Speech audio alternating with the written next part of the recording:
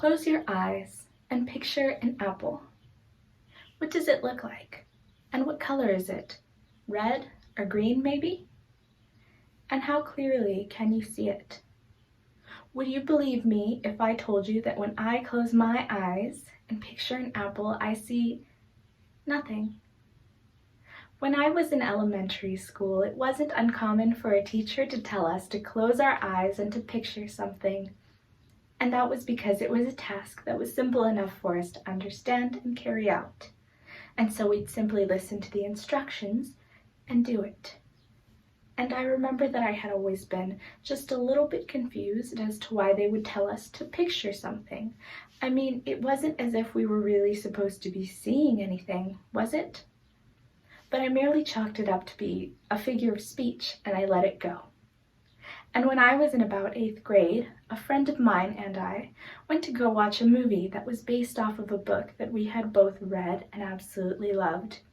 And I remember her telling me that she had enjoyed the plot of this movie because it had fit the storyline of the book. However, she hadn't really liked the actors that had been cast because they hadn't fit the picture that they had in the book. And I remember I had been just a little bit confused because I didn't remember seeing any pictures or images of these particular characters, and so I asked her about it. And she told me, well, you know, the picture that you can see in your head based off of the details in the book. And I was still just a little bit confused by her response. And so it led to quite a long conversation in which she told me that she could see these characters in her head, and I didn't quite believe her.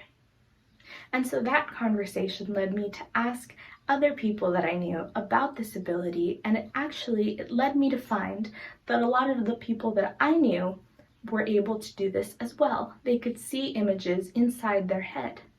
And so this experience led me to do a little bit of research on my own. And this research led me to find that I likely have something that's called aphantasia.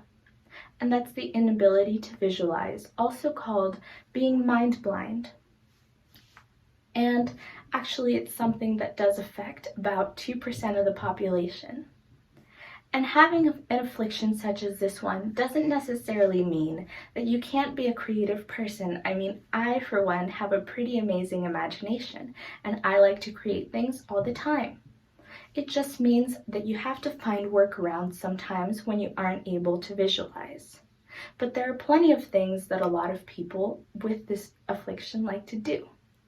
According to Scientific American, a lot of people with aphantasia do like to use drawing pictures as a sort of workaround, or also other tools such as whiteboards.